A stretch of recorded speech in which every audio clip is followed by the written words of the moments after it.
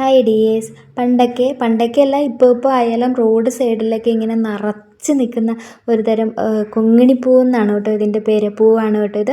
അത് നമ്മൾ റോഡ് സൈഡിലൊക്കെ മിക്കപ്പോഴും കാണുന്നത് ഓറഞ്ചും ഉള്ളിൽ മഞ്ഞയും കൂടെ കൂടിയിട്ടുള്ളൊരു കളറാണല്ലേ.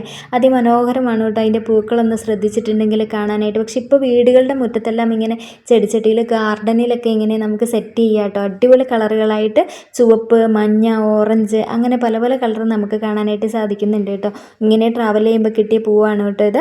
എന്ത് മനോഹരമാണല്ലേ ഇത് നിറഞ്ഞു നിൽക്കുന്നത് കാണാനായിട്ട്. ഇതിൻ്റെ ശാസ്ത്രീയ നാമം ഇക്സോറ കൊക്കോനിയ എന്നാണ് കേട്ടോ.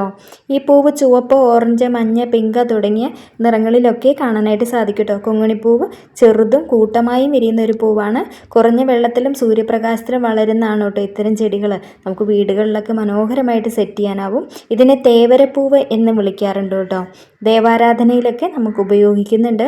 ആകർഷകമായ നിറം കാരണം ഗാർഡൻ അലങ്കാരത്തിന് പ്രിയപ്പെട്ടത് തന്നെയാണ് കേട്ടോ. ചില സ്ഥലങ്ങളിലാണെങ്കിൽ ചർമ്മ സംരക്ഷണത്തിന് ഉപയോഗിക്കുന്ന ഒരു ഹെർബലായിട്ട് ഉപയോഗിക്കുന്നുണ്ട് കേട്ടോ. അതിൻ്റെ ഗുണമൊക്കെയുള്ള അരിപ്പൂവ് എന്നൊക്കെ പറയുന്നുണ്ട് കേട്ടോ. ഇതിന് അരി ഫ്ലവർ എന്നൊക്കെ പറയുന്നുണ്ട്. പക്ഷെങ്കിൽ എന്തായാലും അടിപൊളിയാണ് കേട്ടോ.